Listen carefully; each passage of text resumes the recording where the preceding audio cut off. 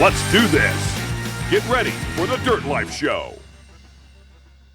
Yeah. Episode 15 of the Dirt Life Show. We are so stoked to have all you guys here tonight. Sorry for the late start. We had a couple technical difficulties. Can't seem to ever figure them out. I don't know what the deal is with me, but one of these days we'll figure it out. We have an awesome show for you guys tonight. We have Aaron Baker coming on. Aaron Baker is just one of the guys that I look up to. He's just a badass all around. He broke his back in a dirt bike accident, very similar to the way that I did. Or, excuse me, he broke his neck, but very similar to the same story that I have, but he's done quite a bit more than I have. He's an all-around awesome dude. He literally rode a bicycle all the way across the country. He has walked across Death Valley. He pushed in a cart, and all of this was after his neck injury or spinal cord injury. So he's got some serious motivation and drive, and that's one of the things that we were talking about before the show. So welcome, Casey. It's good to see you, man. Yep, same here. Glad to be here. So you had a pretty interesting last weekend, huh? Yeah, we had fun. We had the El Tour de Tucson this weekend. It's like the 40th one or something. Really? It's been going on for that long? Going on a long time. I don't know that I have that number right, but it's up there. And we chose to do the 50. And let's tell everybody about the El Tour de Tucson. El Tour de Tucson is a big bicycle race in southern Arizona, in Tucson, Arizona. But it gets attention from all over, well, the United States, obviously. But I even know some dudes that did it from Australia, from Canada. It's a pretty big, all over the world. Yep, it's a pretty big deal. Yeah, just not to discount what you did, but I did 9.8 miles, and I did El Tour de Tacos. That was probably a little more fun. I waited till after everybody was done because we were talking about it earlier too. Like they have a new route that goes around Tucson, but it comes right by the house out here, way out in the country. So it's pretty cool to see that. But yeah, like you said, so they have 50 miles. Yeah, I think they have a fun ride for 8 or something like that. Like a kid ride or something. I think there's still a 25. Then there's a 50. And the 100. There used to be a 75 or something in there, and there's just too many. So they cleaned it up to get it. Yeah, to get it so there's less of them. Right. The only problem is now you've got some people that maybe rode 25 miles their whole year, and they're like, I can do the 50. Oh, so there's some 50 milers that aren't going very good. Yeah, it was stressful at times for sure. Well, not to take anything away from those people that completed it, because it's just straight up awesm when people complete those races. Absolutely. But there are people with certain mentalities that go out there and they want to do good no matter what distance they do. So that was one of the cool things that I guess we could talk about a little bit too, about like motivation and stuff. Like after I broke my back, I wanted to do that race. So I had to train for a few years to be able to do the 100-mile race. And at that time it was 107 miles, and I don't know what it is now. Probably still somewhere. It's right in there. Mm-hmm. And that was a pretty big task. Absolutely. And, for the way that I would put it in perspective, and like I said, by no means does this have anything to do with anybody except for myself, but I always compared myself to an able-bodied person. Mm-hmm. So somebody that would just be working at a normal computer or construction job or something like that. And I told myself, if I want to do the Tour de Tucson, it's going to take me 2 years, 3 years to be able to train, to be able to get my body up into enough physical conditioning to get around 100 miles of bicycle riding. Right. And for a lot of people, it's similar to that, but with an able body, you probably cut down that time by maybe 60% or so. So they can train for a year and they can, get around to doing it and being able to complete it. And for me, my motivation wasn't to go out there and win or to do anything like that. It was just to complete the race, right. Just to have a good time and see how quickly I could do it. At the time, I was going quite a bit faster than the speeds that I go now, but it took me, I wanted to do it 100 miles in less than 8 hours, which for me was a significant thing to do. Sure. And, for you guys, I think you guys are more probably around the 5-hour mark or something. That's what we would be gaining for or be aiming for. And we chose not to because our group leading up to a couple of sicknesses and injuries and whatever. And we just thought, you know what? Let's just calm down and do the 50. We'll try to do the 50. But it still gives you motivation to do it next year. And Right, that's kind of where I'm going with this is the motivation portion of it. Like the winner this year I think did it in just under 4 hours, like 3 hours and let's just say 58 minutes or something. And a woman did it very close to that in low fours. Like, that's crazy to be able to do that. And those people are training their whole lives, but that's their motivation. Right. That's their motivation, is to go out there and kick ass doing these races. Right. My motivation was just to complete it. And I was able to complete it, I think, in 6.5 hours or something in that neighborhood, which blew my mind. That's great. But it's different for a motivation that you would have, because you told me that a few weeks ago that your motivation would be to do that race in what's called platinum status, and that's in under a certain amount of hours? Yeah, under 5, I think. So, okay, so the 5-hour mark is where you would want to be at then. So what would you have to do to be able to get to that point? Yeah, so just like you said, you got to get that mindset and say, okay, this is what we're doing. So you set that goal, and then for us, I mean, we ride a bunch, but what we would be wanting to do is be doing those distances, working your way up to that distance, probably starting around September. The race is in November, obviously. So you need to be, in the summer But you already have a baseline, though. So you already have a baseline that you can go 50 miles. Right, no problem. It's just now it's like, okay, let's do 50 at 23 miles an hour. How about somebody that's just starting off, that's never even gone? Maybe they just ride their bicycle in the park. Yeah, so that's a hard one. It's just like you're saying, where you put your mind to it. And the crazy thing is, like, we all rode bikes when we were little kids, right? Everybody starts that. But just because you did that doesn't mean you can go buy the $1 jillion, best bike at the shop. The carbon fiber one that's all easy to ride. Exactly, and go do platinum, this year. That's not happening. I mean, some people put 10 years into their riding before they have the bike handling skills and the knowledge of the fitness. I mean, the fitness and the knowledge, but of the nutrition, like we talked a couple weeks ago. Same idea. So I really think if someone were starting over, it wouldn't be unheard of to say, okay, I'm brand new at this. I want to do that. Platinum. That's probably a 2-year goal, I would say. Yeah, and that's kind of what I was getting at. Is where I'd like to go. Let's keep this conversation going. But before I forget, let's thank our sponsors real quick and tell everybody how to connect. So first of all, I want to say thank you again. I really, really appreciate everybody coming on the show and watching us and just having a good time with us. It's really meaningful to me to see the show grow. Like, I love being able to see the show grow. I love having everybody join us, giving us comments, just hanging out. Like, it's so cool to be able to have everybody on board with us, and it's making a big deal in the sponsors that we get, and it's just really helping all in general. And I'd like to see if everybody could help the show grow. I want to have everybody go on social media, share the show, have fun with us, comment, like, do all the different things that you would normally do to help somebody grow. I think it's amazing that we have these sponsors that are still on board with us. A lot of them came over because of our racing and our relationships and things like that.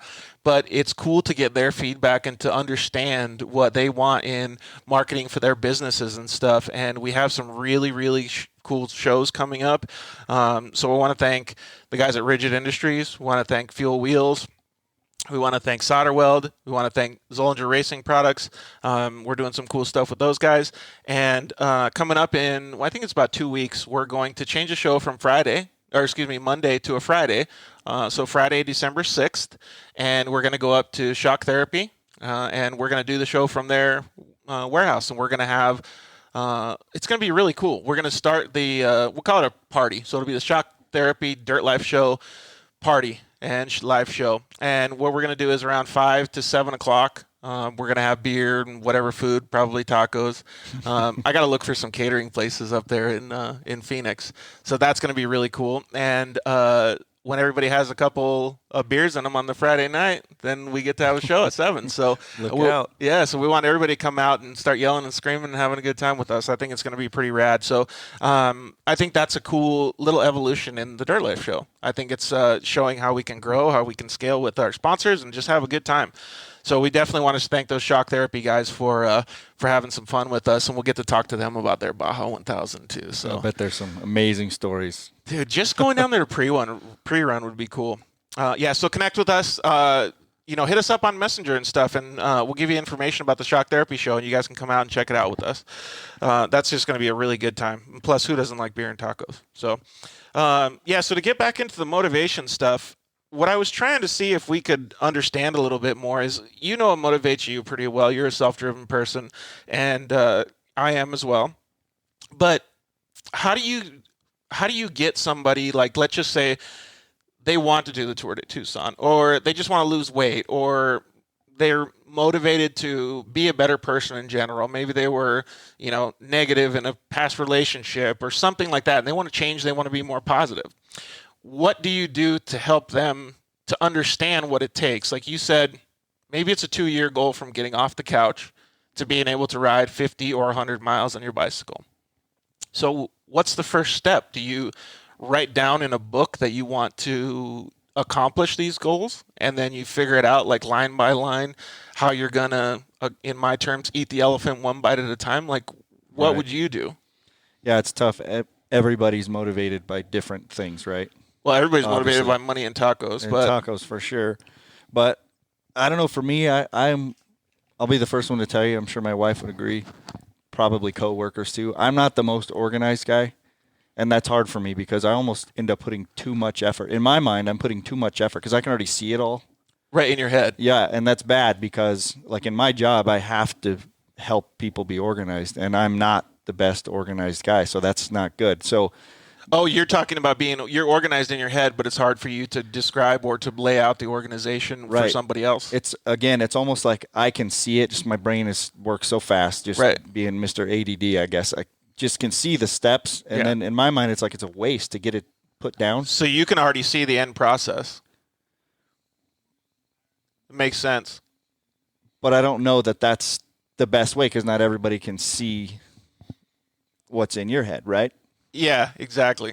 So I totally understand exactly what you're saying, but it's difficult to be able to have that mentality. Like when you see the goal at the end of the road, like list of you have this giant schedule that you've been successful with, right? Yeah.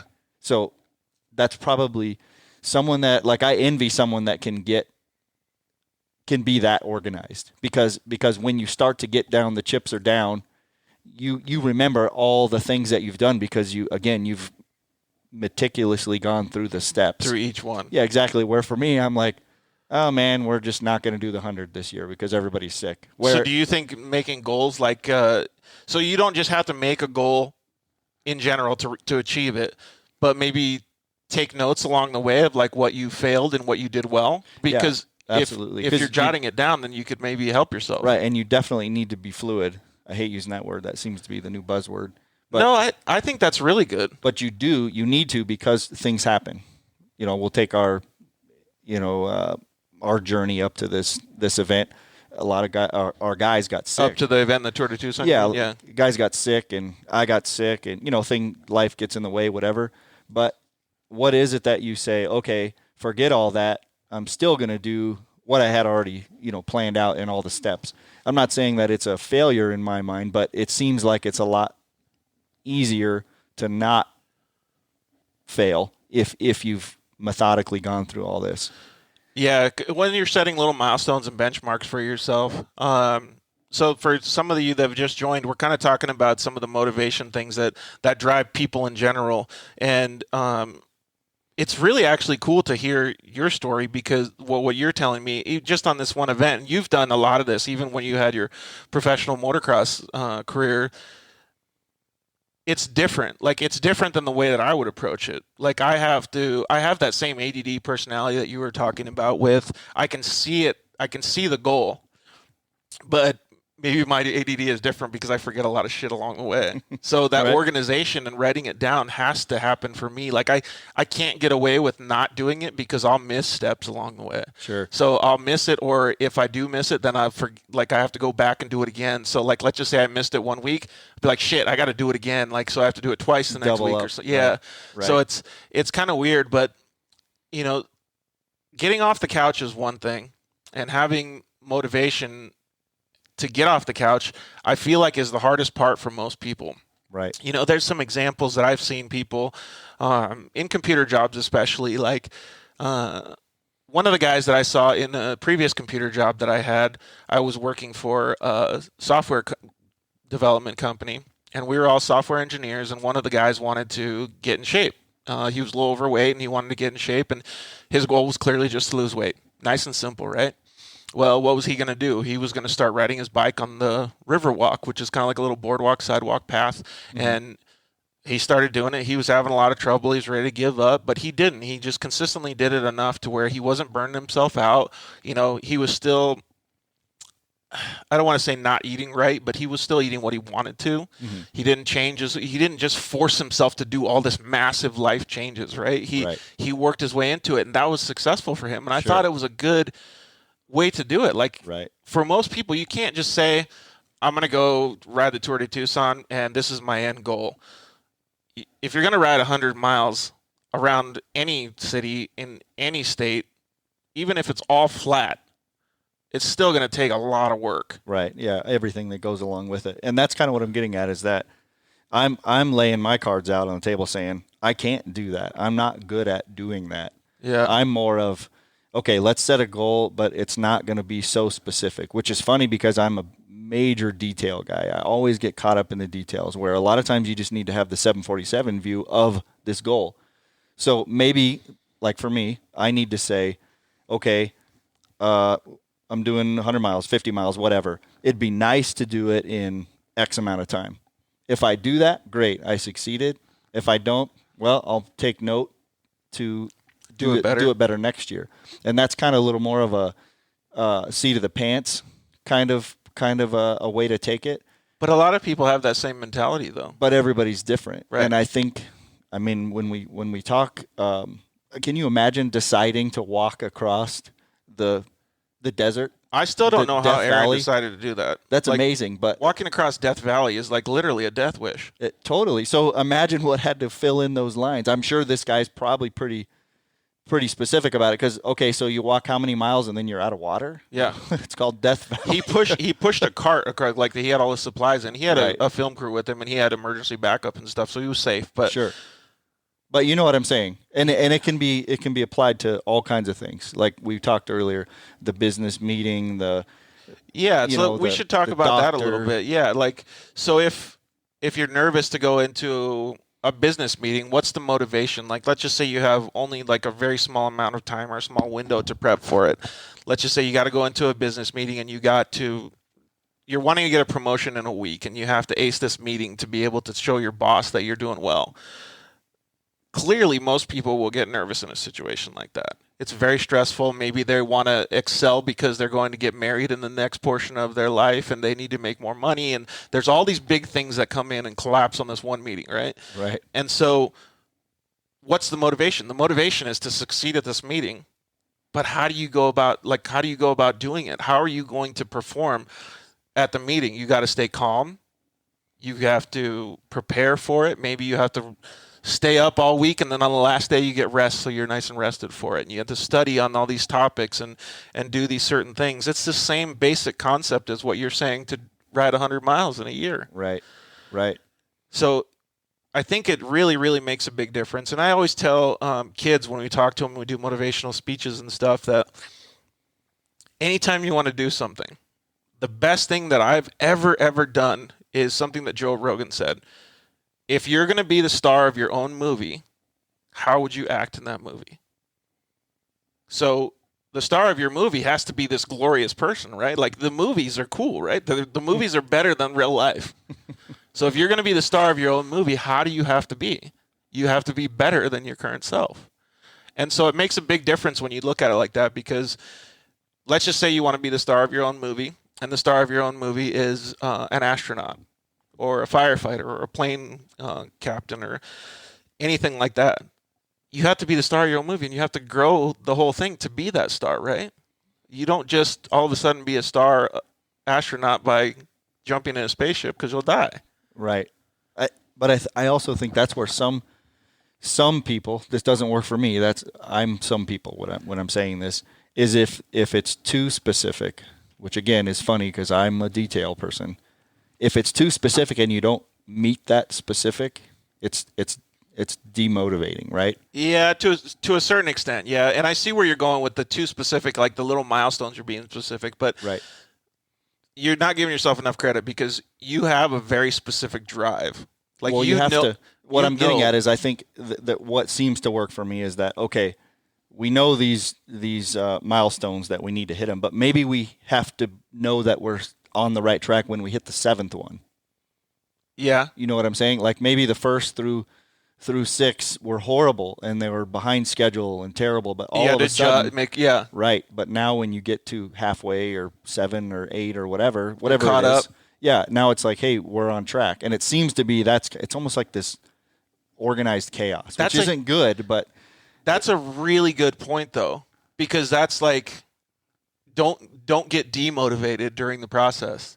Give yourself leeway to make mistakes. Right. So I think sometimes it's better. Let's go back to the guy or gal or whatever that decides, hey, I want to start getting healthy, whatever that means. Well, maybe it just means that you have to develop the habit of getting up and doing this at 10 o'clock p.m., a.m., whatever. Right. Maybe that's it. And then maybe the success comes from, okay, I did that.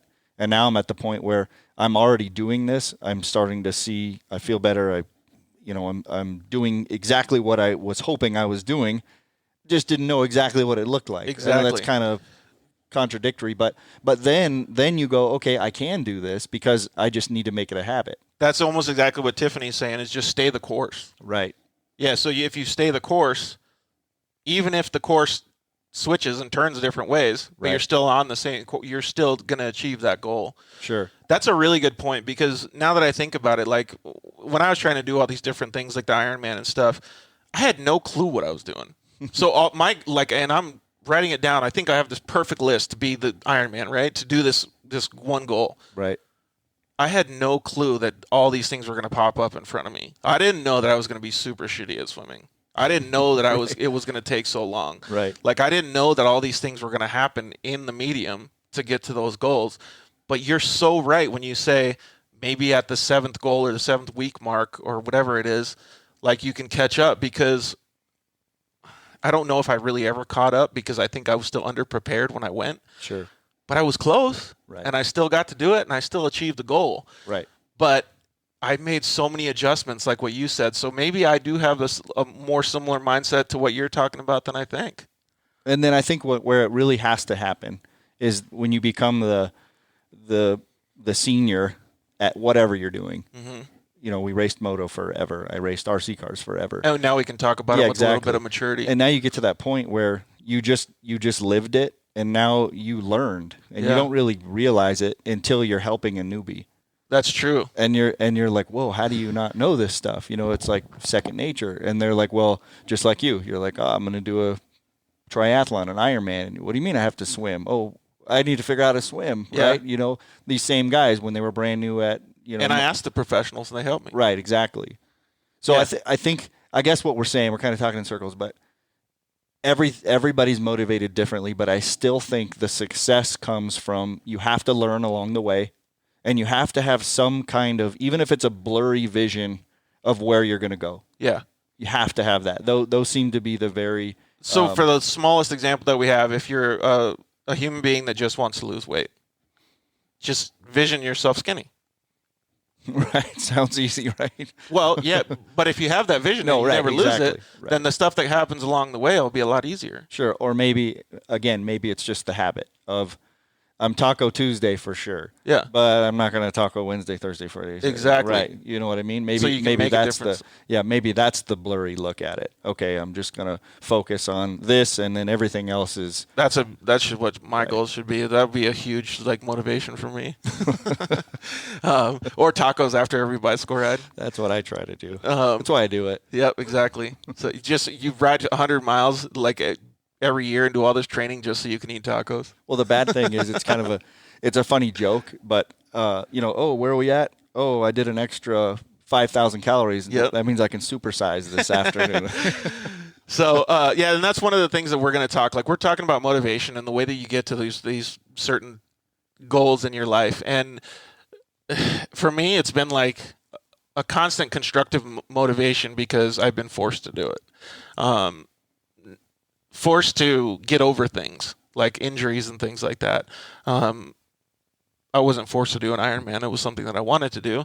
But the mindset that everybody has to have, and that's the reason that we have this this cool picture up, is because the mindset that our featured guest Aaron Baker has, in my mind, in the way that I think of him, is he's already like light years ahead in the way that he sees himself and what he wants to do, right? Mm-hmm. He's a fantastic human being in general. He's an advocate for spinal cord injuries. He helps with what's now called the Red Bull Wings for Life, which is they bought the Christopher and Dana Reeves Foundation. And for those people who don't know what foundation that is, it's Christopher Reeves was in a bad accident. He broke his neck, and he's an advocate for spinal cord injuries. And he was, looking for a cure for the spinal cord injuries. And now Red Bull owns that company, and it's called Wings for Life. That's been a big deal for a long time, actually. Yeah, it really has. Yeah. And they've made leaps and bounds in trying to help people. Mm-hmm. And their motto is, we will find a cure for spinal cord injuries. Who knows when it's going to happen, but he's a big advocate for them.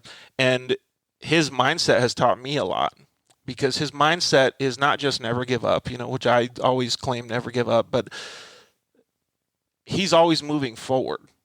And when I say he's moving forward, he literally is. Like, he called me earlier today and said, you know what? I'm at the shop working on my bike. Just call me and we'll FaceTime, because he's got this badass trike that they built for him, and he Velcros his hands on the handlebars so he can twist the throttle and, play with the clutch. I don't know what he can show us more about it.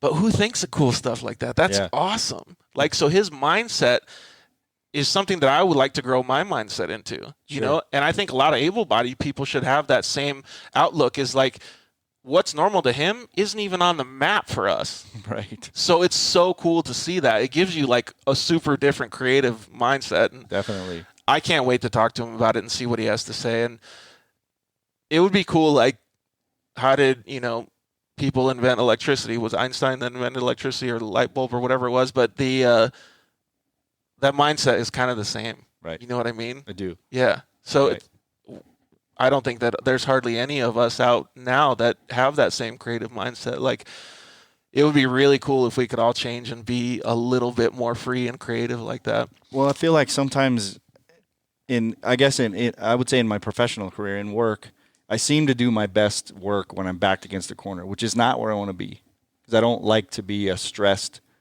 I can handle it, but at the same time, it's like I almost need the problem so I can fix it. Yeah, because you're forced to be able to do it, yeah. Right, and I think maybe the motivation to get up off the couch isn't really there sometimes, because I don't have to. Yeah, whereas complacent. Right, whereas you're injured, and you're like, I've already set this goal, but I got injured. I'm still going to make it happen. Yeah. So I think there's a lot of commonalities there.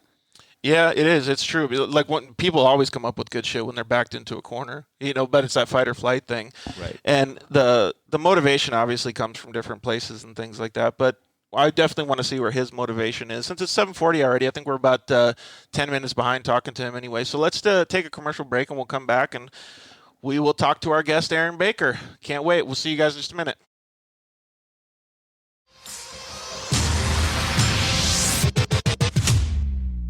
For wheels and tires with the most style, function, and innovation, look no further than Fuel Off-Road. From stock to lifted, dually to trophy truck, and UTV applications, Fuel Off-Road offers the most complete lineup for your next adventure.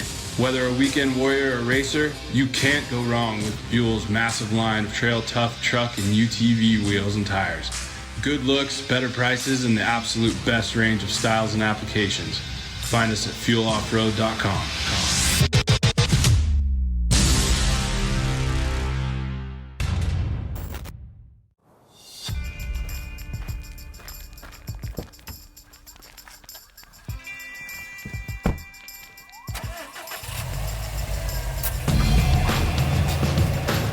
Introducing Rigid's new SRL Series light bar, featuring a sleek 20-inch curved housing, ultra-wide forward projecting beam pattern, and a unique halo backlight feature offered in 4 color options.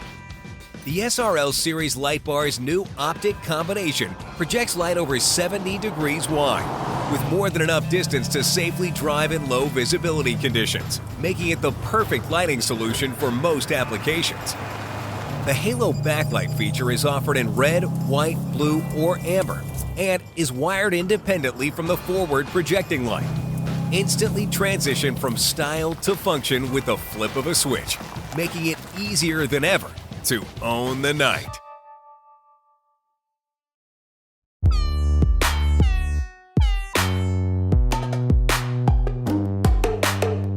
Hello, I'm Justin, the founder of Shock Therapy.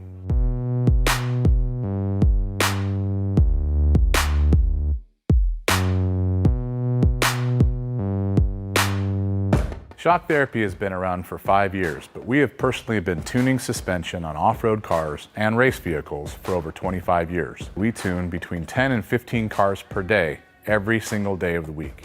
Our concentration is tuning shock systems and supplying components that improve the ride quality of your car in many ways. Not only do we work on the average UTV, but we also tune suspension for race teams and professional drivers.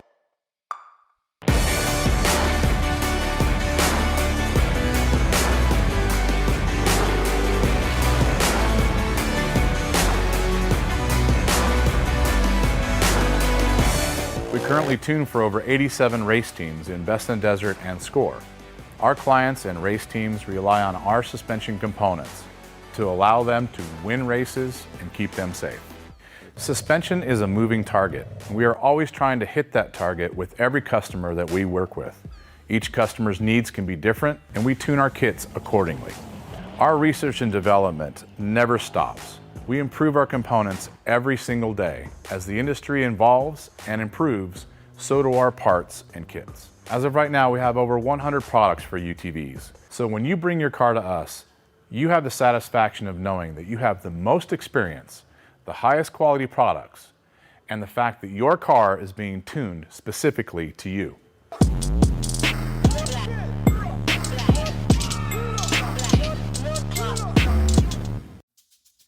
Hey guys, George Hamill here to talk to you about one of our sponsors, Solder Weld. Who is Solder Weld, and what is their impact on the off-road community? Well, some of you may have seen Solder Weld's booths at the races, Lint 400, Vegas to Reno, Score and Snore events, and the UTV World Championship. You're seeing their stickers and sponsor wraps on more and more racers' vehicles every year. But who are they, and what do they have to offer us as off-road enthusiasts? Well, late last year, Solder Weld introduced their new off-road repair kit to the off-road industry and sold out their first week. The interest was overwhelming, as many off-roaders already knew of Solder Weld's aluminum radiator repair rods, and now they were included in a convenient carry kit in camo or black. If you're a racer of any type or off-road enthusiast like myself, you're going to want to take a close look at this product. Solder Weld has combined some of their most elite products into one small kit that fits perfectly under your seat or strapped into your roll cage and allows you to make some insane fixes anywhere you go. How many of us have been in a race or out on the trail and got a rock chip in a radiator or a brake line? We've literally seen a top-tier desert race truck at the 2019 Mint 400 taken out by a simple rock to the radiator. If they would have had an off-road repair kit on board, they could have been back up and running in just a minute. The kit includes everything you need to work on dirty aluminum, stainless steel, copper, and many other metals. Solder Weld's cutting-edge technology allows you to make these fixes with extremely low heat and incredible high tensile strength, leaving you with a lasting fix every time. Don't be that guy who broke down on the side of the trail. Get your off-road repair kit today. Your friends will thank you.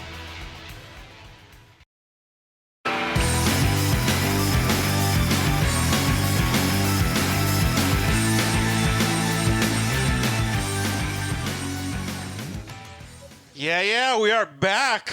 We got our buddy Aaron Baker. What's up, dude? How are you? What's up, fellas? How are you doing, bud? Doing well. It looks like you're in the shop, huh? Yeah, this is kind of a secret location. Place I like to work on motorcycles. A secret location with the American flag and what is that? A moose in the background? Yeah, we got some fun stuff on the walls. Well, that's awesome, dude. Well, I'm so stoked to talk to you, man. You know, you and I have talked a few times, and we were talking about motivation and mindset and stuff like that a little bit earlier. And honestly, dude, you're at the top of my list when it comes to motivation and mindset, because some of the things that you have done in your life, even post-injury, have just not just amazed me, but they've amazed a lot of other people. And not just by the things that you've accomplished for yourself, but some things that you've done for other people. So kudos to you first and foremost. I appreciate that, man. Thank you very much. No problem. Well, let's get started by giving people a little bit of info. Like, you're from Southern California, right? Originally from Central Cal, Monterey Bay. Oh, okay. Yeah, grew up in actually Carmel, California. Cool little eclectic town, more of an artist community. I was always trying to leave because I wanted to race my dirt bike. So they didn't have too much dirt bike riding up there? Not in Carmel proper, but I would go over the hill into the Salinas Valley. And I had a couple of tracks in the broccoli fields, out in the artichoke and strawberry fields. Sweet. Supercross track, motocross track. And Hollister Hills was my home track. Oh, really? So, yeah. How was that place? I never got to go there. Oh, chocolate cake. When that place was groomed right, that place was, it was an old Fox ad. It said Dream On with Robbie Reynard. Remember that? And it was shot right there. Yeah, big poster. I had it in my room. But, yeah, that was a dream track. I don't know. Hollister Hills, the GP. Well, first of all, I'd like to introduce you guys, Casey and Aaron and Casey. How's it going, Aaron? So Casey actually was a little bit ahead of me in the dirt bike racing stuff, and he basically taught me how to ride and taught me how to go fast and things like that. So he knows all about the dirt bike racing stuff. Did you see that track? Do you know about that track? Yeah, I know exactly what he's talking about. I never got to go. Always wanted to. Always heard about Hollister. Always heard it was super cool. Remember when the Golden States would happen and we had Golden States and Transcals, and you would get north and south, or maybe that was GFI stuff. Do you remember that? You get the north guys against the south GFI. guys. Yeah, GFI stuff. Okay, so it seems to me maybe Pat, what was Pat's last name? McMullen? Nope. He was a NorCal guy. He was P1. Remember him? No. Help me out. Anyways, I remember talking to all those guys when we get together, and it was always talking about Hollister, how cool it was. And You remember Jeff Pastana? Yes, Jeff that Pastana, definitely sounds familiar. Rusty Holland. Yes, for Oh, sure. yeah. Definitely. You know the guys. They're blanking right now. I'm sure of it. Man, what the heck was Pat? That's awesome, though. Alan Vollen, Tyson Vollen, all those guys. Right. Dang, so you grew up with Tyler some heavy Evans. hitters then. Yeah, all those guys, Central California guys. But we were always coming south to race with the fast guys. Right. We did the same thing. So- It's funny. Tucson's similar. Yeah. We had one track, and when we were lucky, there was one moto track, and we were kind of all over the place trying to ride too. So we know the feeling. You got to go somewhere to go fast. Yeah, we were always traveling to Southern California too, like to get in with all those guys. When did you really start getting into the motocross thing? Where you're like, oh man, I could probably do something with this, because you made it really far. Well, I started. I mean, shoot, my grandfather and my dad, basically Santa Claus, bought me a Pee Wee 50 when I was 3 years old, and I learned to ride that thing on training wheels before I even ride a bicycle. So I started racing flat track really young. Raced all around, I guess, the West Coast on a Pee Wee with that flat track scene, and then I went to the Cow Palace up in San Francisco for an arena cross as a spectator, and I saw those guys ripping. I'm like, Dad, I want to race this. Forget flat track. And so I think I was about 12 years old. Started racing 80s, 80 beginner, 80 junior, 80 intermediate, and then once I got on big bikes, it went quick. I went to all the amateur nationals. We won Ponca and Loretta. Did well in Mammoth, Minios, Vegas, all of them. Yeah, so for some people in our audience that don't know about that stuff, like that's a pretty big accomplishment in itself. So, his dirt life started when he was pretty young, and then he was able to go to like it's basically the national championships kind of thing, you know, where you're at a national level and you're battling against all of the best in the business at your age group and things like that. And Aaron was able to win, which is something that unfortunately neither of us got to be able to do. So, like when I say he achieved got very far in his career is really true, man. That's awesome because very few people get to do that. Right, for sure. What was the catalyst to you getting into all that stuff? Did your parents get you into the dirt life? My mom was actually the one that rode dirt bikes with her family. No way, really? Out in my mom ripped. She would always take her friends out, and they would end up getting hurt, but she would outride everybody. She outrode my dad. My dad was a chump on a motorcycle. Dude, I'm gonna have to take that audio clip out. My mom rips. She does. Or she did. And actually it was funny, once I got the dirt bike, the thing, like, the roles reversed. All of a sudden she was worried for me. She didn't want me riding. So that's why she raised us in Carmel. She put a guitar in my hands. She, got me into music and surfing and skating and all these other things, traveling. And so you wanted me to do your favorite was everything the dirt bikes? except race. Oh, really? What's that? Your favorite was the dirt life, the dirt bikes? She was the original dirt life, and then the roles reversed once I became hooked. That's actually pretty cool to hear that, because most of the time you're like, yeah, Dad had an ATC, and then he got me into a dirt bike, and my mom rips. And I love it. No, awesome. Well, I'm gonna take out that mom in the beginning. I'm gonna take out that clip, and we're gonna put a picture of you just saying, "My mom rips, and puts it on social. Nice. That'll be pretty sweet, man. Well, you're doing some pretty fun stuff nowadays. Like, obviously, you're at the shop, and I would love to see some of the stuff that you got going there, if you wouldn't mind showing us. But let's kind of lead up to that. Let's start telling people. Sure. So you obviously lived the dirt life for a long time. You achieved some pretty cool stuff. But what happened when you got injured?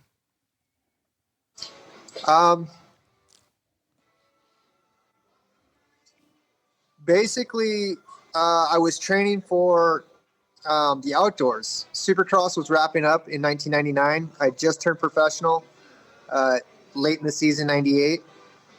And I was testing it was basically a Supercross setup that I needed to shake down for outdoors. And I was riding for the satellite team, Stiffy Suzuki. Mm-hmm. I remember those at the guys. time. Mm-hmm. Yeah. And the bike basically seized, like third gear wide open, right at the transition of a big step up. What track was that at? It was the old Honda test track out in Simi Valley. Oh, okay. So actually it looked, Roxon's crash in Anaheim, where he went over the bars, broke his arms. Yeah. That's what it looked like. So just like that. You left the motorcycle about 3/4 of the way through the jump?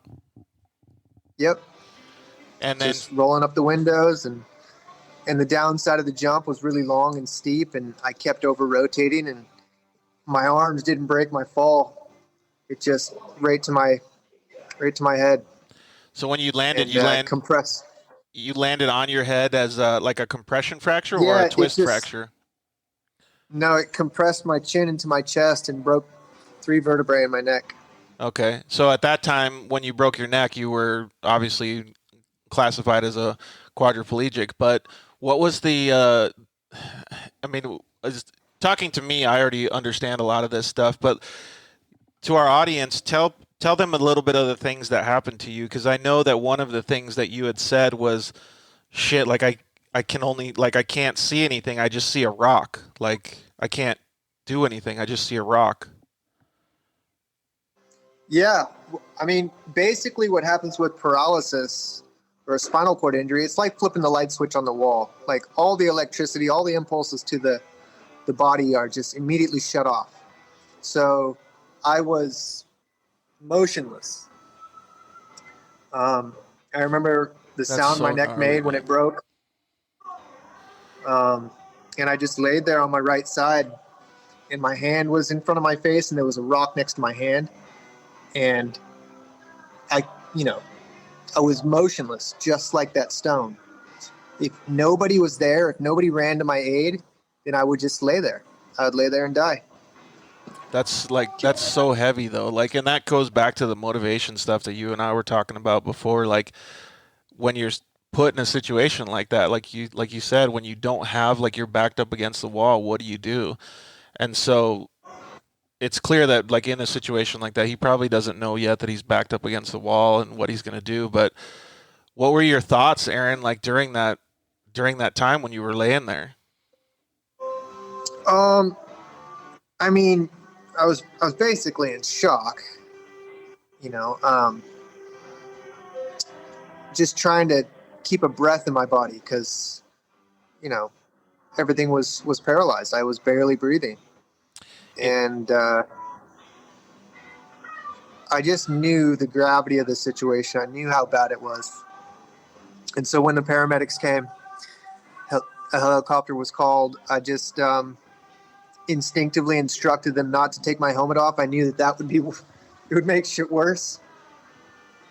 I told them I knew my neck was broken, and so they stabilized me and got me to the hospital pretty quick. And then what happened in the hospital? You went through surgeries and stuff, I'm assuming? Yeah, they rushed me into surgery. They fused my neck with a titanium plate and screws, put me on a ventilator, and I woke 2 days later to the prognosis that I had a 1 in a million chance of ever feeding myself. That's just insane, man. And I have those. I clearly didn't break my neck. I broke my lower back, but I have those same type of emotions. Like, I kind of want to cry right now. It's so heavy to feel those things when it does happen. Now, we were talking a little bit before on the show about motivation and being stuck in situations and things like that. Did you have initial feelings like some people would have feelings like, let's just say, why me? Or fuck this, I'm doing it, like, I'm better than this. Like, what kind of emotions went through you that define you and define the path that you were about to go on?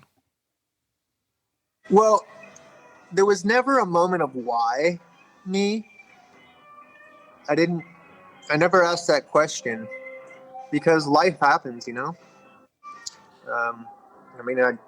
I've crashed harder than that before and broken bones, and I never asked that question. I just, obviously, a flood of emotions. It's a hell of a roller coaster. It still is. A lot of tears, sadness. Did fear. you have a good support system around you at the time? Yeah, my mother was immensely supportive for a lot of years. My dad came in from Arizona. My mom lived in Oklahoma at the time. Everybody kind of came together. His mom probably ripped over from Oklahoma. Yeah. What? Your mom probably ripped over from Oklahoma. Yeah. Packed a toothbrush and a pair of underwears, and that was it. That's awesome. Having the good support system is huge for sure. It makes all the difference, fellas. Like, that kind of love and support is the only light in a really dark place. Well, maybe you can expand on that a little bit more because, again, we were talking about motivation and mindset before, and you just said a really dark place, and there's clearly different things that happen to different people. They can be in a really dark place, like we talked about before, because they have a work meeting or they just got to have a bad relationship or something like that. But when you were in that dark place, what was the mindset that you gave yourself to be able to get out of it? Like, where did you see your end goal? Was your end goal like, shoot, I'm going to start walking again? Like, how am I going to get myself to a position where I'm happy? Like, what was your mindset? I mean, obviously I wanted to recover, but when you're in that dark of a place, there is no goal. There is no like long-term sight. It's very short-sighted. It's very black. And I was ready to end it a few times along the way. But the first time specifically, I sat at the edge of a swimming pool ready to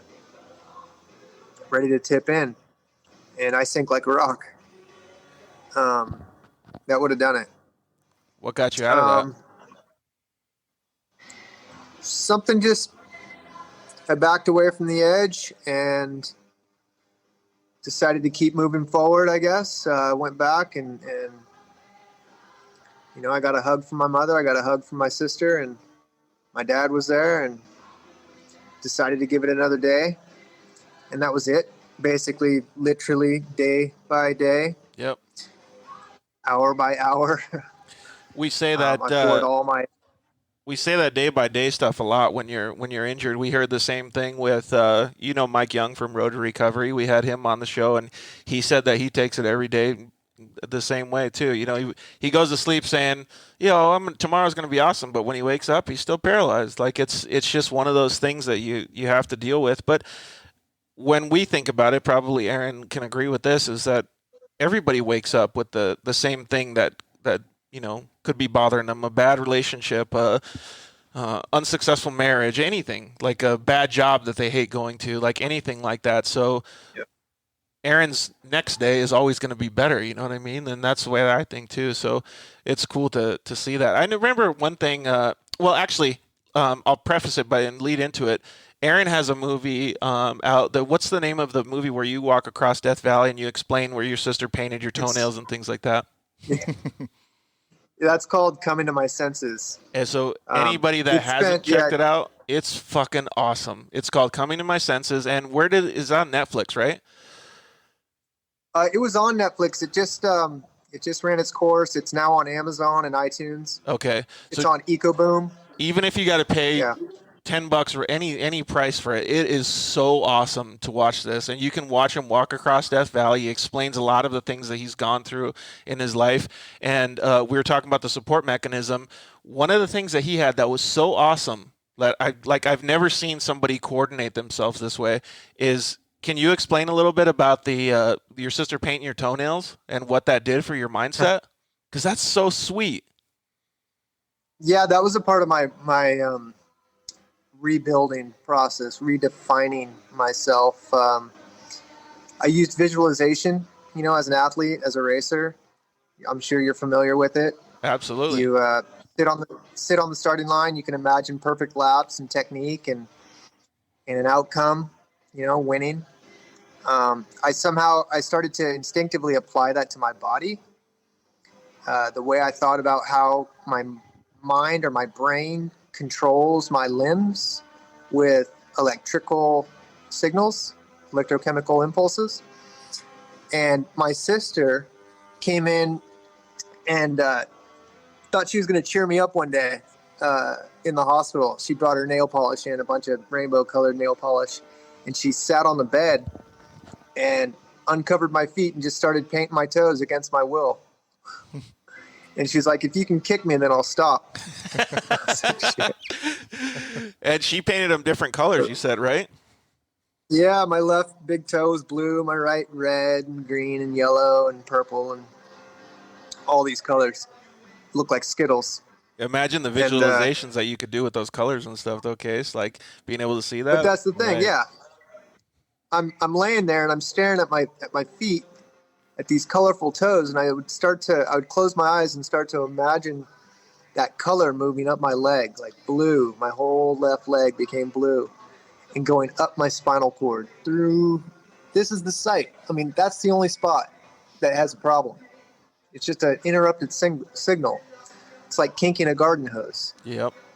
And my right leg was red. My left arm was green and blue and, yellow and so on. And so I would just swirl all these colors through my body, connecting my mind to the different muscles with light and with color. And it was my left blue toe that twitched first. I wiggled voluntarily that left blue toe. And that's something that I just would meditate on. I would focus on. I would spend countless hours connecting my mind to colorful limbs. That's crazy. Like, So see, that when you talk about mindset, like that is like next level. Like that is so cool to hear that. And for anybody that needs any type of motivation or like, that's literally like rerouting the electricity in your body. And the stuff that Aaron heard in the hospital was, I'm sure, you're never going to walk again. You're going to be in a wheelchair. You probably won't be able to move your arms. Probably won't be able to move your legs, like things like that. Right. And he did this. Right. Like, that's amazing. Yeah, it's awesome, Aaron. I won't dig into it, but I'll say I'm a spiritual, faithful guy, and man, your sister did that on accident, or not on accident. Nothing's on accident in my mind, but that was the catalyst to this fire, right? I mean, who would have thought that? I would imagine you have this relationship with your sister when you're, your kids, and I could imagine if I'm 14, 15, 18, I'm like, get away from me with this pain on my. And what a blessing that turned into. I'm sure you've thought of that a jillion times. Absolutely, 100%. She's been an angel, but she's gone through her own stuff, and we just kind of, I think, help each other through it. That's awesome. But she did something special for me that day, and what that actually is scientifically is neuroplasticity. That's the body's way of rerouting or rewiring the central nervous system. So that was a instinctive reaction to her good times. That's amazing, man. Yeah, I haven't done it like with painting my nails, but I've tried a bunch of different stuff to help myself too. Sure. I just love hearing stories like that. Well, maybe we can fast forward a little bit and talk about some of the accolades that you have. Before we talk about that, though, can you do you mind telling people how much function you have in your body? Because I'd like to set the stage on you riding across the country and walking across Death Valley. Yeah, so, I mean, the prognosis was that I was a C456 complete quadriplegic, paralyzed from the neck down. Which means that most people in the situation are just dead from the neck down. They can't move their shoulders. They can't move anything, and he's obviously different. And so from one little flicker at a time, the left toe to muscle groups to, moving and twitching, I use a chair, a wheelchair, like probably 50% of the time now. I mean, I'm 20 years after this injury, post-injury, and I'm just trying to manage my time, energy, and risk because I can, Look how sweet that is, dude. Yeah, that's awesome. I mean, I can walk out of here. I use a cane. I walk all around my house. I've got a 2-story house, walk in restaurants and whatever, but the chair is just peace of mind for me now. I can get to the bathroom fast when I need to. I don't have to worry about tripping and falling. I don't walk fast. I walk pretty slow. Some of the stuff and it takes a ton of concentration. Yeah, it takes a lot of concentration and a ton of energy. So that's where I've made peace with the chair, and it's just a tool for me to get around quicker. I love that, though. It's just a tool for him. Perfect. And like some of the stuff that like he just showed us that he stood up, right? But he's gone to like buildings in Chicago where he's walked up like, let's just say 50 flights of stairs. Whether it takes him 10 hours to whatever it is, he's done it. Like, that's awesome. This I'm telling you, the stuff that he does on a weekly basis, like, is mind-boggling. Even for a normal able-bodied person, it's crazy. One battle at a time. Yeah, I'm still a little tired. I'm a little stiff and sore from the stair climb. We were in Chicago a couple weeks ago. I climbed the Sears Tower. Dude. Stairwell. Awesome. Like, and he acts like it's no big deal. Like, that's crazy, dude. So there you go with the mindset again, dude. And that's why I'm telling you, like, he makes you want to be a better person. Well, let's backdate ourselves a little bit. And so you have those injuries, but you are able to start moving your arms and hands and legs a little bit, right? Yep. So yeah, I mean, flickers of movement. The first thing I did was I was able to barely get my arms around my dad for Father's Day and give him a hug. Yes. That was a big deal. Standing up in 4 feet of water, being able to stand. And then, the whole process of relearning how to move is very extensive. I mean, you have to become a student of your body. Yep. These things don't just happen. You have to really willfully engage it. And make you have it to push happen. through it too. You have to push through pain. You have to push through all these different things. Like stuff like that he's talking about doesn't come overnight. So let's just say something happened 2 years later. Like that thing didn't move for 2 years. Like it's gonna hurt like a son of a gun. So it's a huge deal for him to say that. Like he talks so humbly about it. Like he's a true badass, man. So let's fast forward a little bit. When you started getting more of these things happening and your body was, let's just say, coming back a little bit, for lack of a better term, and you're remapping certain things, what was the motivation to start doing more and to maybe start doing like some of these huge things that you had in your head, like bicycling across the country or walking across Death Valley? I mean, shit. If I could move a little bit, I wanted to move a lot. Yeah. I mean, I guess that's my mindset. Like I started pedaling a bicycle in therapy. They would hook up electrodes to me, and I would watch my legs in the mirror. I'd pedal and spend hours in the gym. I was like, man, I want to ride. Like, I want to be out. I want to feel it. And so that's basically the mindset. And so I saw a tandem bicycle. Never seen a tandem bicycle before, and I just somehow, again, instinctively knew that was going to be a way for me to ride on the back. And my mom, being the rider that she was, she rode the front. She does rip. She was ripping. That's sweet. So she took you for some rides. That's how you started working on it? Yeah, she jumped on the front. We duct taped my hands and feet to the pedals. Dude. And I rode for about 5 minutes at first, and then 5 miles, 10 miles. We did an LA marathon, 26.2. And like 3 years later, I got strong enough to pedal across the country. Which route did you take? Did you go across it like I-10 down? The first tour was the southern tier of the United States. So from Dog Beach, San Diego, right down through your hood, through Arizona, New Mexico, the southern tier, all the way to San Augustine, Florida, 3,182 miles. Can you imagine that, Case? I'm still stuck on it's so awesome. Everything is so awesome. Yeah. It's funny the things that you grasp. Like me, I'm like, dude, this guy is so gritty. Yeah. Like he thought, I'm going to ride a bike. I don't even care about how I do it. Yeah. Let's get the duct tape out. Like Yep. I love that. That's great. Everybody has a joke about duct tape. So gritty. That's really gritty. I mean, it just shows you how focused it was on I'm riding, period. I don't care about the rest. I'm riding.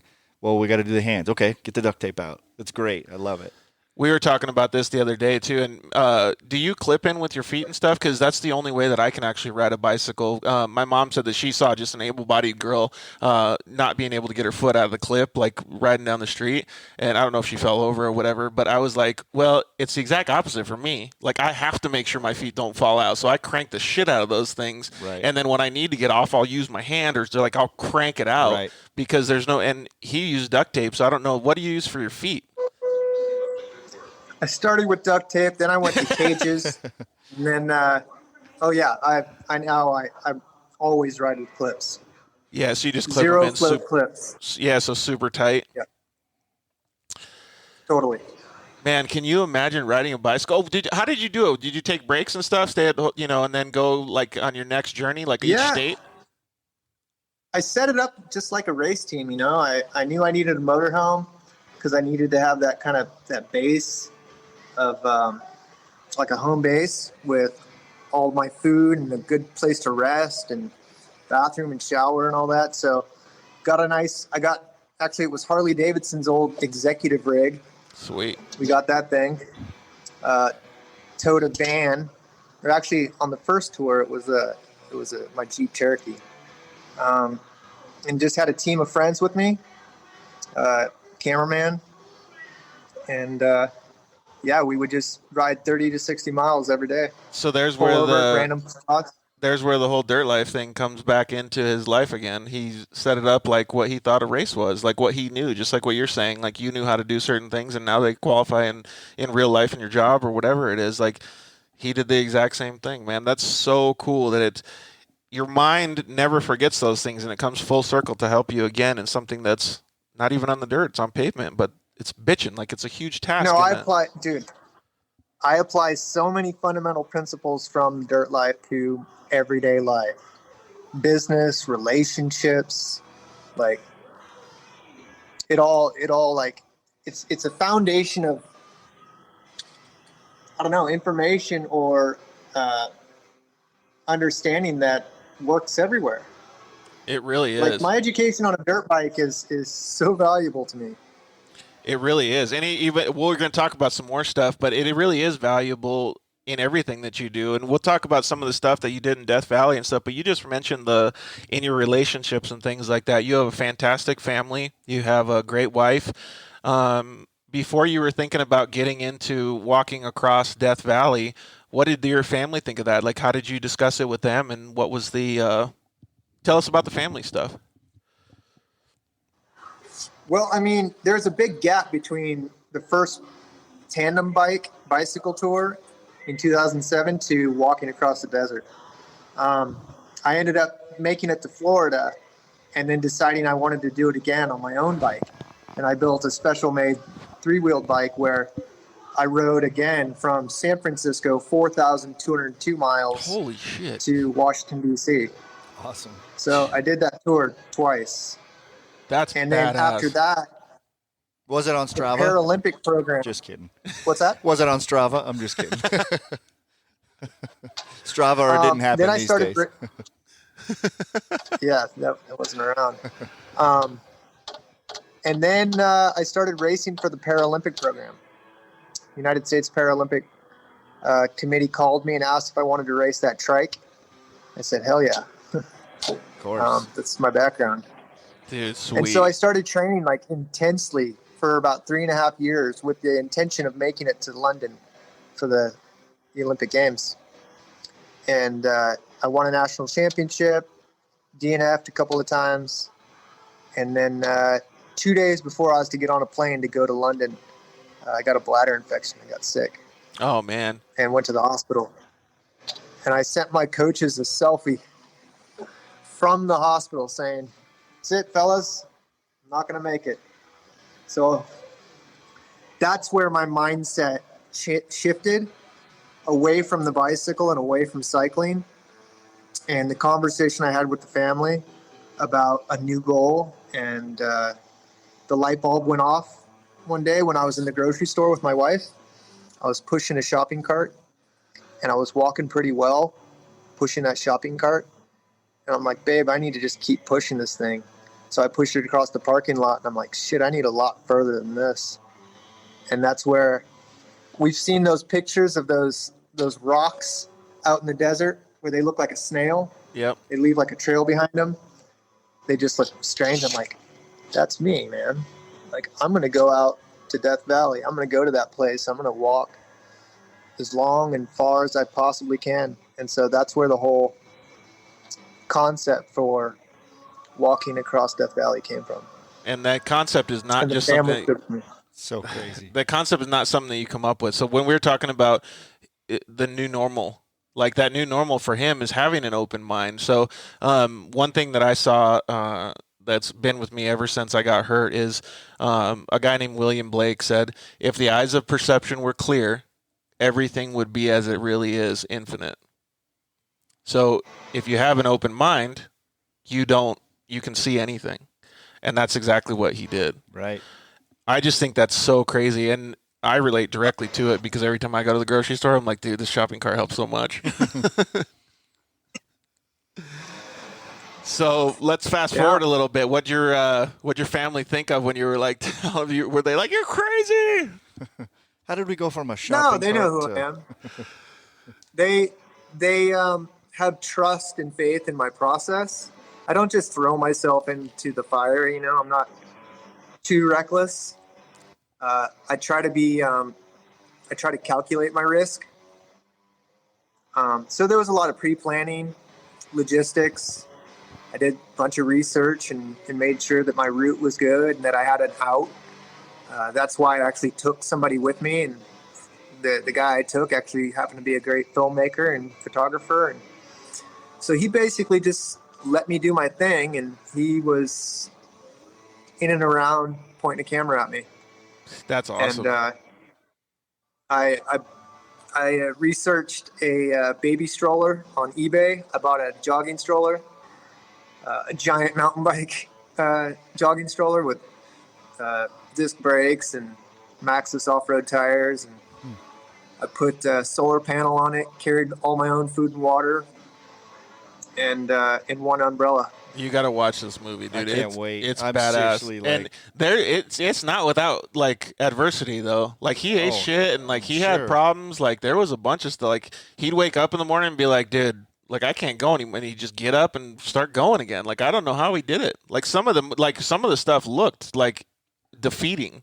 Right. So he didn't let it. So Aaron, let me jump in here for a sec. So I feel like there's a difference between a prepper and a planner, and I'm hearing both pretty hardcore in what you're telling me.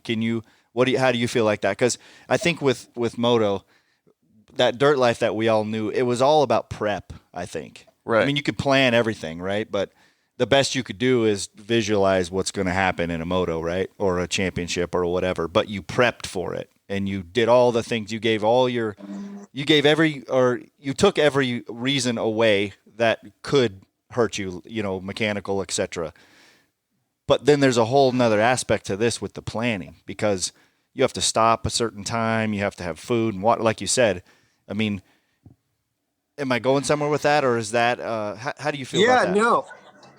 I mean, it's especially important for my situation because I have a lot of complications in general. And so if I'm going to put myself out in an environment that is very hostile, I've got to be able to just survive.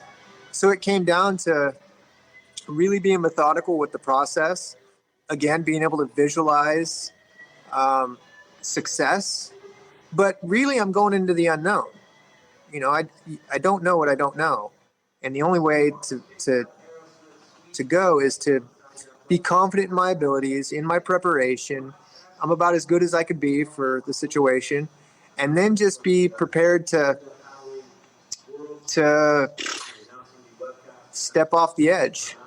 You've got to take that first step.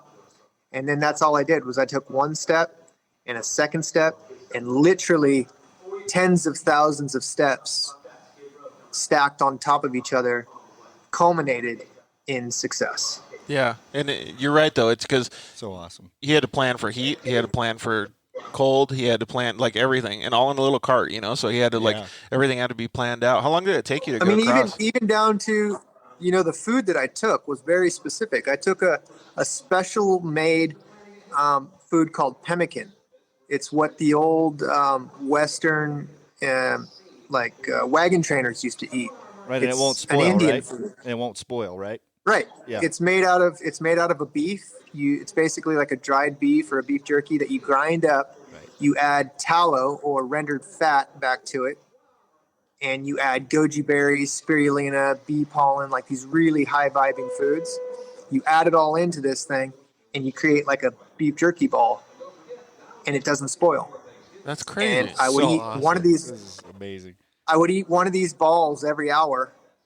And it was insane food. It was race gas. Dang, that's cool. How long did it take you to get across Death Valley? How many miles was it too? A week. I mean, it was just about 20 miles, but for me, 20 miles through that type of terrain in that kind of weather. I mean, it was so hot and very exposed. Dude, even for an able-bodied person, that's nuts. Like nobody wants to walk across Death Valley. No, people overheat their car and have a heat stroke. Yeah, exactly. In that area. It's amazing. Dude, you're a badass, man. Just 24/7 badass. Takes one to know one, bro. I appreciate you saying that, but still, man, I have a lot to live up to if I'm going to be anywhere near you. Well, so let's fast forward a little bit more then. So you did that. You had that accomplishment. And you've done some pretty significant things in business and in your, we'll call it professional career. One of the main things that you've talked to me about, because we're like-minded, is spinal cord research and things like that. You started I don't know what you want to call it, but a rehab center called CORE, and you started helping people. and you've escalated that now into being on the board of directors of Red Bull Wings for Life, which is a spinal cord advocate agency or whatever you want to call it. Maybe you could expand on that. Yeah, in 2011, my mom and I mean, for a lot of years, we recognized there was a massive gap, a big need in the realm of spinal cord injury rehab. What happens when you're discharged from traditional insurance subsidized rehabilitation? You're basically left to ask and answer your own questions. There's nowhere to really go, at least back then.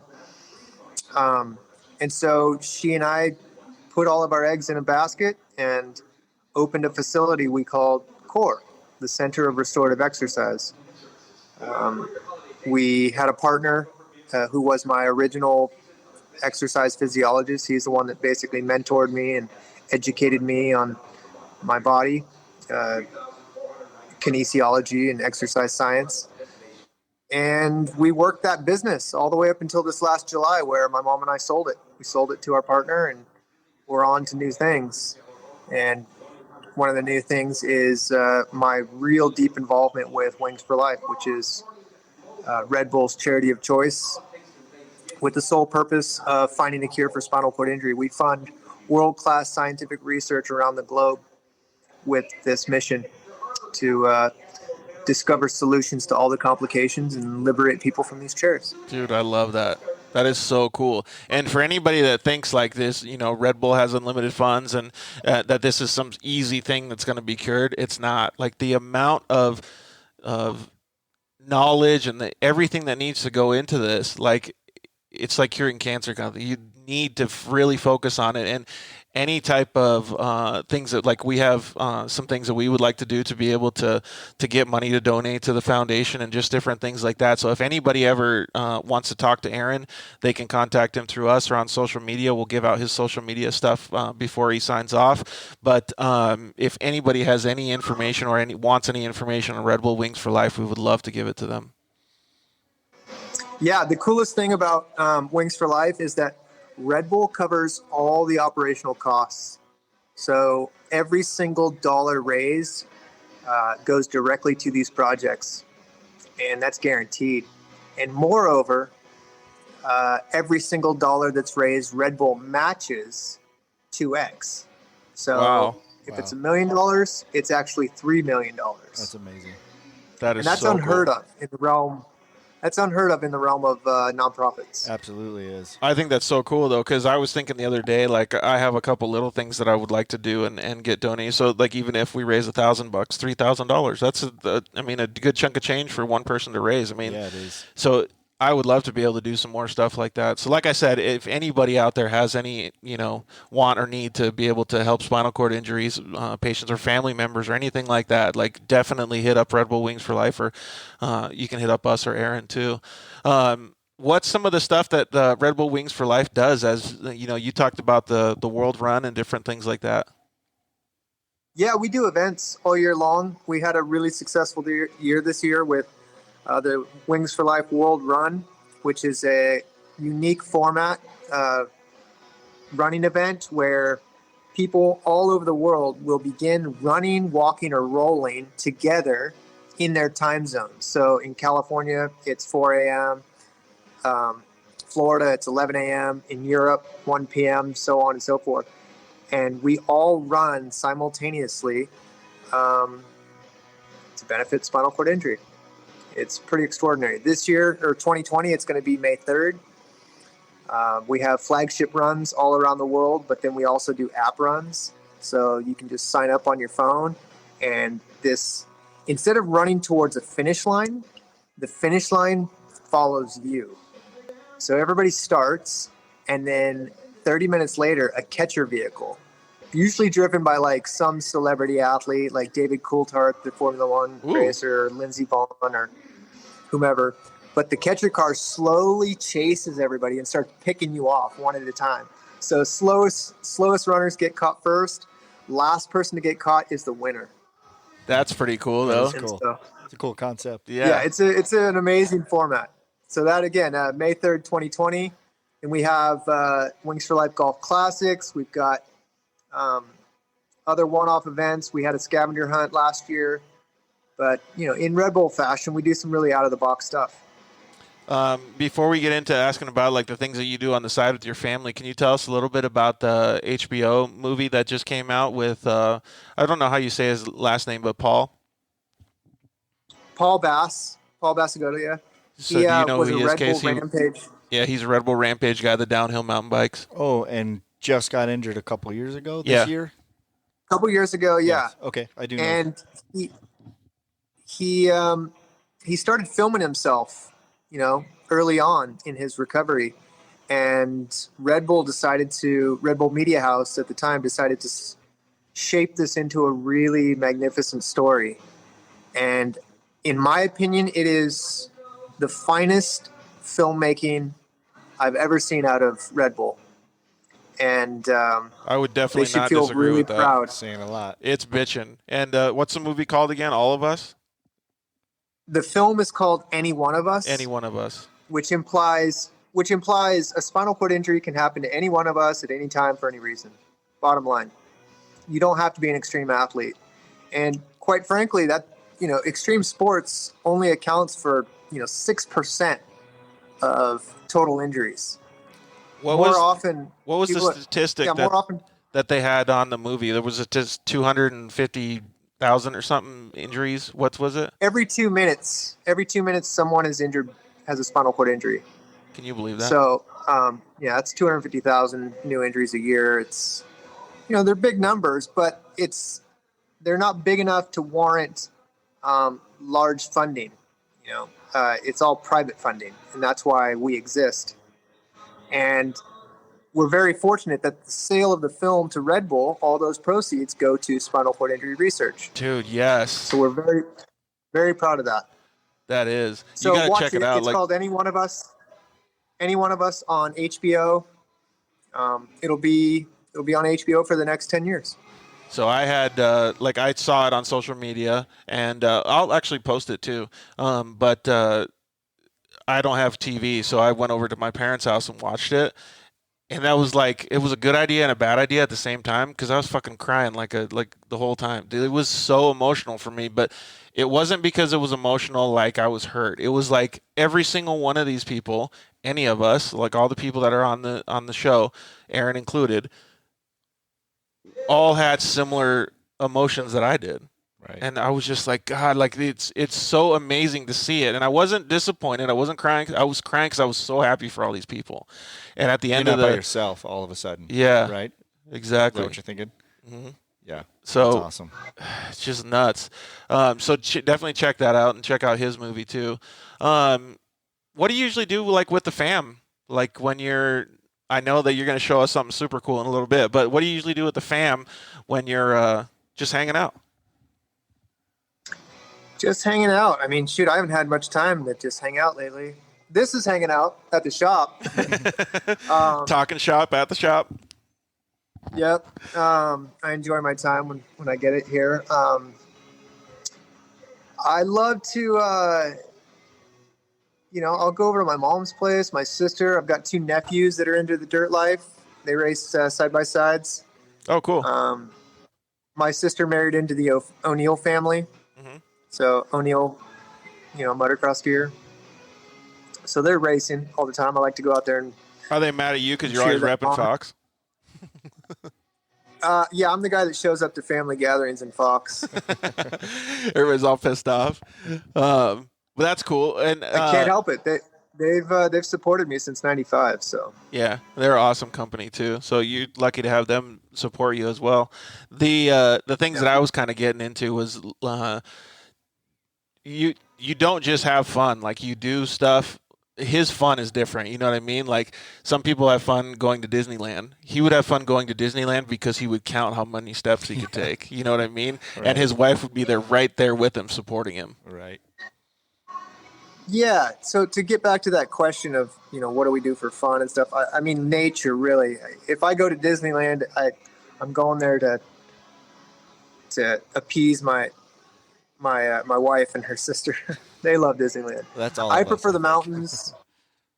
I prefer going deep into the mountains, or out to the ocean. Getting deep nature. Fortunately, my family loved to be outdoors with me. So camping, hiking, biking, that's fun for me. That's where I feel really rejuvenated. And yeah, there's nothing better than that to me. Well, I think there's something that'll at least match that to you, right? And that's twisting a throttle. And I think you got something that you're been enjoying lately. Yeah, I've been working on a Harley trike for the last few years. And honestly, when I started this project, I didn't think that with my abilities, my physical abilities, that I'd be able to actually control this big ass machine. But I've just customized it in a way that allows me to ride. And in February this year was the first time I twisted the throttle in 19 years. Dude, when you posted that video, the smile on your face, I was like, dude, that smile is never going to go away. This is the happiest motherfucker on the planet right here. Like, that's so cool. Oh, no, I holler. When I'm riding down the road, I'm yelling out like I'm permagran. I got bugs in my teeth. top of your lungs. Do you have the ability to show us the trike on your phone? You got to just bear with me. Cool, man. So... This thing's got big old Hoosiers on the back and everything, Case. Like, you're gonna like, and if you don't mind, like, after you show it to us, let's tell everybody how you twist the throttle and stuff on this thing too. Yeah, that's a pretty nice shop too. Huh? Yeah, it is. Looks awesome. Looks like fun. Oh yeah, this shop. This is a big shop. It's kind of a private garage. Oh, okay. So you don't have to show us all the stuff. You can just show us your bike, but. It's pretty cool to see him ride that thing, man. Like, when I can flip it around. When I saw him doing it, I was like, holy cow, man, he must just be having like the best time. And I remember when I did it too, like when I first got to twist the throttle. So nice. This thing's got ape hangers, it's got huge Hoosiers in the back, and I mean, like, when he twists that throttle, it really goes too. Puts the power down. Oh man. So like, I think you would have fun riding it. I would have fun riding it. It looks like it. Like, this thing is bitching. Look at that thing, dude. Oh, he's got Mickey Thompson's. I said Hoosiers, but that thing is rad. Look at that. That's sweet. That thing is so cool, man. I love that thing, dude. That's like Roadster meets motorcycle right there. Yeah, exactly. And how liberating is it when you get to ride that bad boy? There it is. Nice. Dude, look at that thing. Holy cow, man.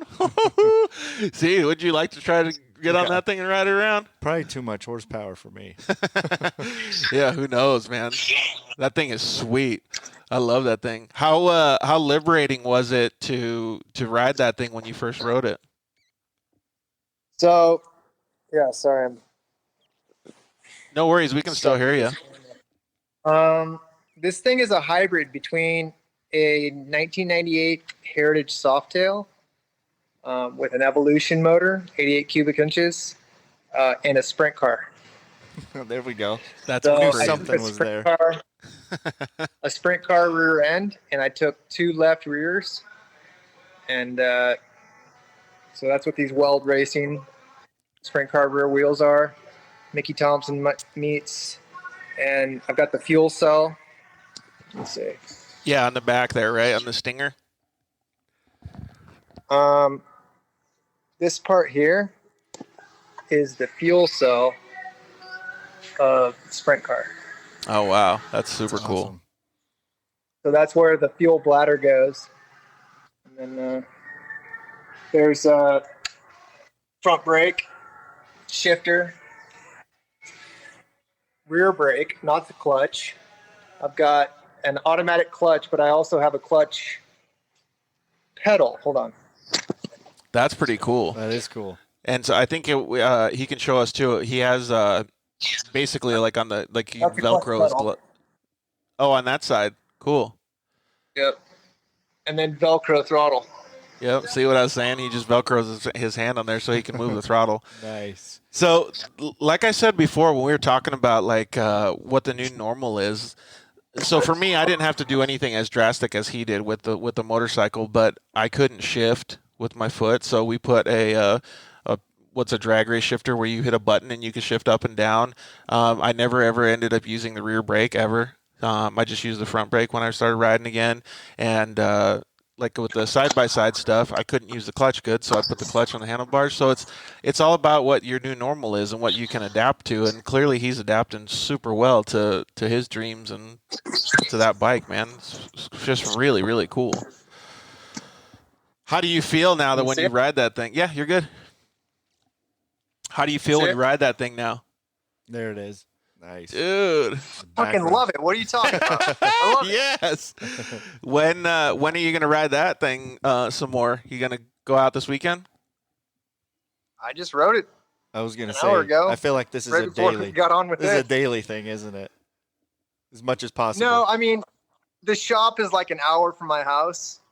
So if it were closer, I'd be here all the time. But, I mean, it's still a work in progress. Like, this thing needs more work. I need to keep tweaking it, making it better, finish it, obviously. There's a Chopper Fest coming up here in Ventura next month, so I'm going to take it there.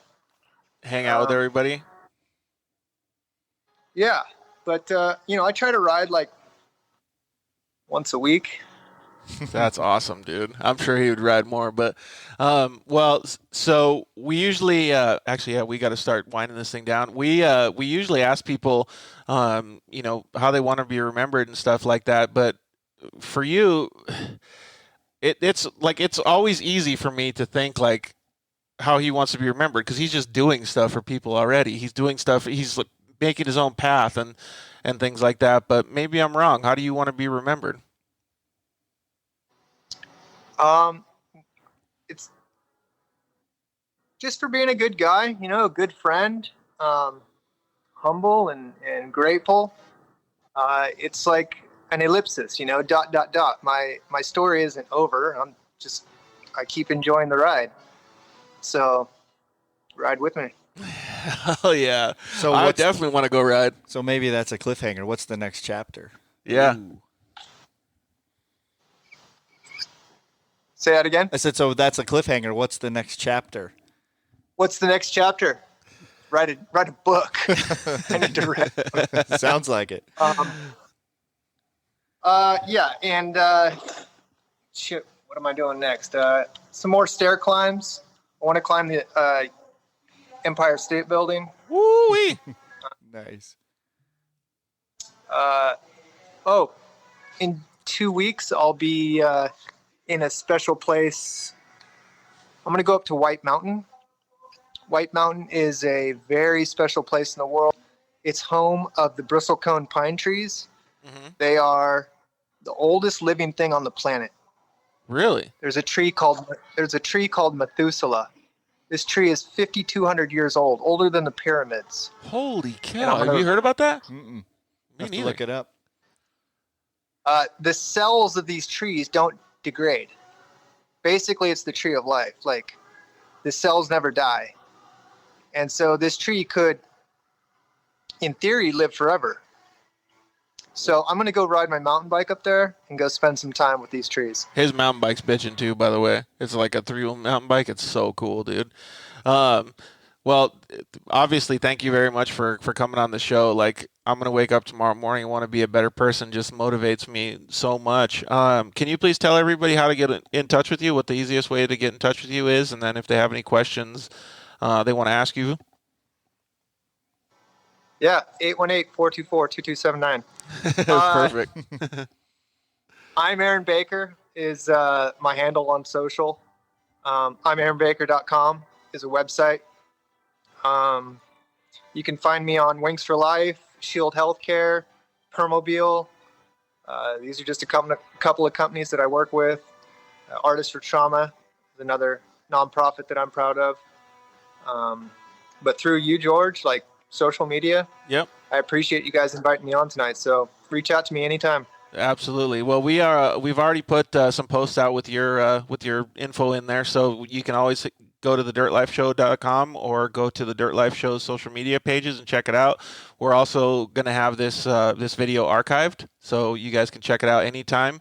Myself, Aaron, everybody will be, I'm going to try to share it to a bunch of spinal cord injury groups as well on Facebook and Instagram, and I really want to get the word out there that he's doing all this great stuff with Red Bull Wings for Life. And obviously anybody that needs any motivation after an injury, whether it be a spinal cord injury or just even a broken arm, man, he is just above and beyond. So it's really cool to see you doing all this stuff, Aaron. We appreciate you taking the time with us, dude. My pleasure, fellas. Power of the mind. Absolutely. Do anything Mindset is everything. That's right, guys. All right, brother. Well, have fun working on your bike. And again, thank you very much for taking the time with us, and I'll catch up with you soon. My pleasure. All right, brother. We'll Talk see you soon. Enjoy the holidays. Thank Same you. to you. You Take too. care. We'll see you. Bye. Holy cow, man. Like, I literally just got goosebumps. I don't even know what to say about some of these conversations that we've had on the Dirt Life. Like, if the Dirt Life was to end tomorrow, I would still be happy. Because some of these things are like literally life changers for anybody, especially someone like me.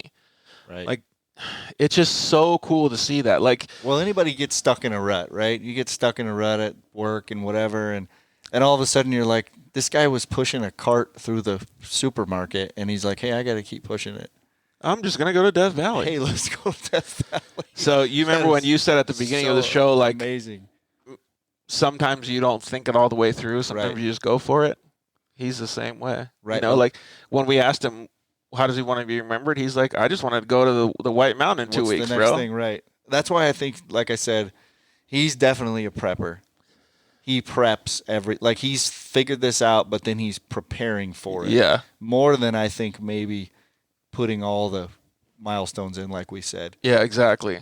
I need to probably loosen up a little bit and get like that, because it gives him such a good mindset to be able to do it. And when he said that he was, I don't remember the word he used, but he was basically naive. He didn't really know what he didn't know. Sure. That's exactly how I was when I started riding a bicycle. It's exactly how I was with the Ironman. Like, I had no freaking clue what I was going to do. Like, I literally had no clue. I didn't know how to swim. I didn't know anything. And I didn't even realize what the actual duration or distance was. I just knew the word Ironman, and I wanted to go do it because somebody told me I couldn't. Right. So it's like, all right, F you, I'm going to go try it. And it's just so cool to see that, man.